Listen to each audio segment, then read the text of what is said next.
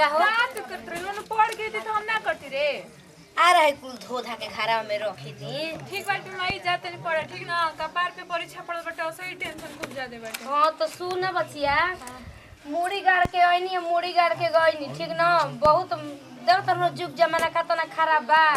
बस पढ़ाई से मतलब रखनी ठीक ना के बोलता रास्ता में क्या करता दुनिया से मतलब नहीं खे। माई तू एगो शेरनी पैदा कैले बड़ी ठीक ना गीदड़ नहीं के पैदा कैले कि कोई भी कुछ भी बोली और सह जाए हाथ के पंजा से नोच के कोई के फेंक दे छोड़ा जाए तो पढ़ाई में ध्यान द बुझी पैसा खर्चा करतनी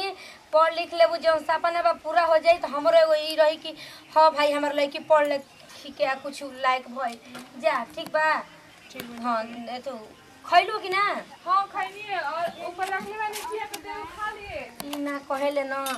कि छातावा लेके जाई त ना सुने सर कहीं का खाइए तो बोले अजीब चीज। अरे भौजी तू तो लाल परी भइल बाड़ू और कोई मिले गइल का। अरे रोहु त जवानी एकदम गदर आइल बाटे समय से ससुरा ना जाइनु त लागत कि एजे के भाइयों ने पर रह जाई का काहे तू अपने भाईयन पे रहले बाड़ू का नजर मत लगाया समझ लो ना। अरे बाप रे नजर नहीं खी लगा हमार तो भाई समय से भेज देला तो। अच्छा ई बिजली कहाँ गिराई जी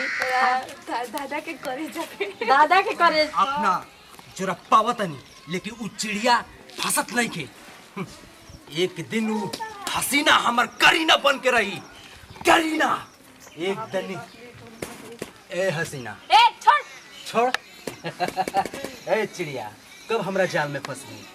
देखा कुत्ता हमार रास्ता में ना काटा मत पड़ समझ ले। काटा हां हई पागल भइल बाटे हई दीवाना पागल बा तू ही हमार बेगम बनू बेगम। अच्छा हाँ अच्छा तू अकबर ना आवे कि कोनो हम जोधा बने समझ ले ना तोरे से कुकुर के थप्पड़ ना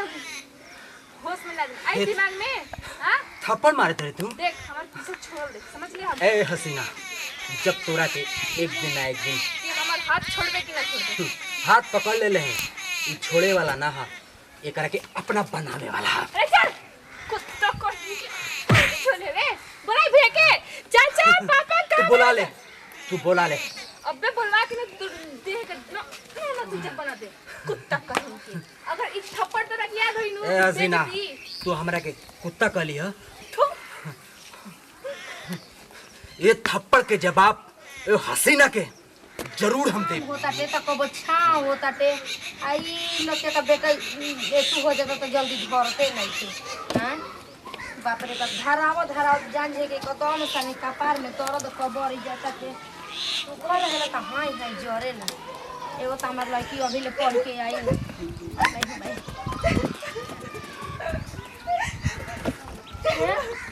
का भइले बुची का भइले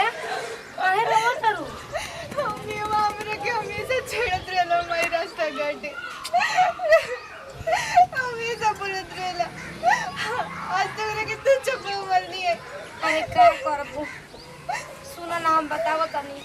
अब तो हमनी को ऐसा नेतू नहीं की जाके वहनी से लड़ सकी के ज्यादा वैसा जाते हम सा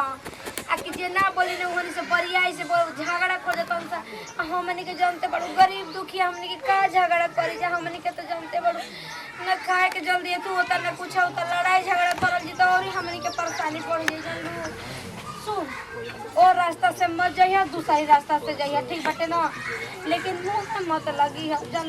माई के बात मान हम बाबूजी से कहो मई का रे कहां रोत लगी है बाबूजी मम्मी हमारे ना होटल रबे के रोज उठा के रास्ते में छेड़लम जो पड़ जाइला तो जाए तो बच्चे अब का कली बदमाश हो तो हम अजी अच्छा मुझे खराब बात नहीं ना, ना, हो गरीब दुखी खुदे बन जा हमने के ना हनी ने सब कर ले कैसे सो ना, वाला का जरूरत ठीक समझाओ तो हम ये कहब हमनी के छोड़ सका जाए दे और रास्ता से मत ही दूसरी रास्ता से जाइए का हुआ बुची जी हम सुना नहीं है कुछ बात हम कहता नहीं कि ओइसन जाते बिरादर हम सोहनी के मुंहे का लागे के बाहो देखिए माजी हां कौनो जात बेआदर होको केहू से डर के ना रहे के चाहिए जना नी जेतने डेराइम नु ओतने आदमी तंग करेलन और डेरावा के रखेलन जना नी अगर जाके रउआ मुखिया सरपंच ले बतियैती कहती तो जाके ओकने के घुस के मरतन जानू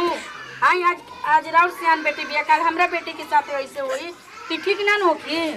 ना तो ठीक ना होगी लेकिन मुखिया सरपंच का कर बुझाई दादा, तो हमनी के जाई होते जो मुखिया जी भी जाई बड़ियारा के जमाना बा गोइला से ना हो जाई हम तो ई कह ठीक बा बाबूजी हम चलो खाना से चल जाम ना खाना खोता छोड़ू सब छोटन सरपंच बड़ा उनकरा फिर जाला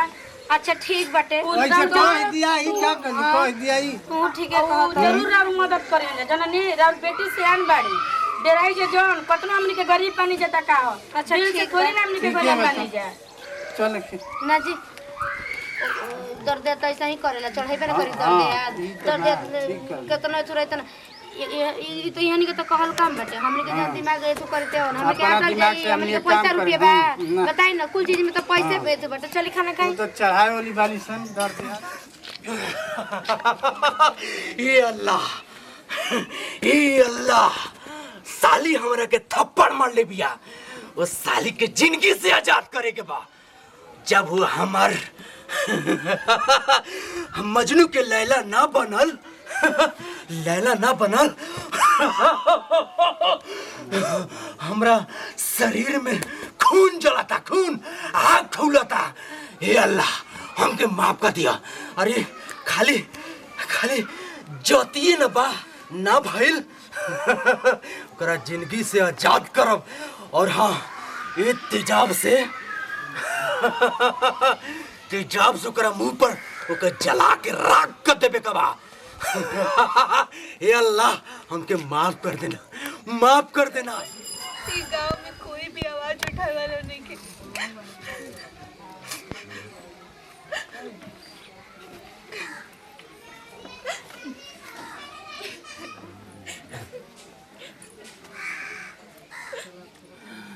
ये घर लगाता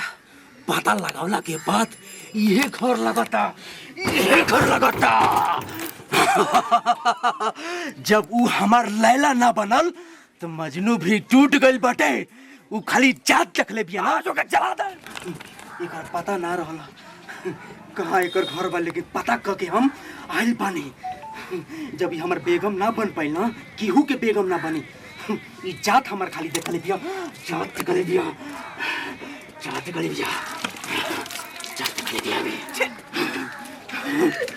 क्या रे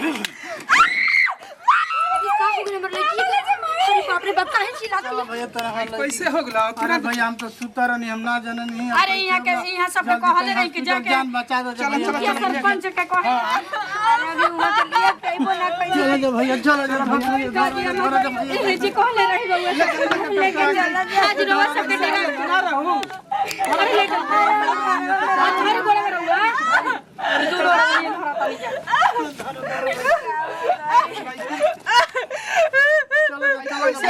अरे भैया हम सुता रहनी क्या करी भैया अरे आज हमने के पैसा लगा दीजिए ना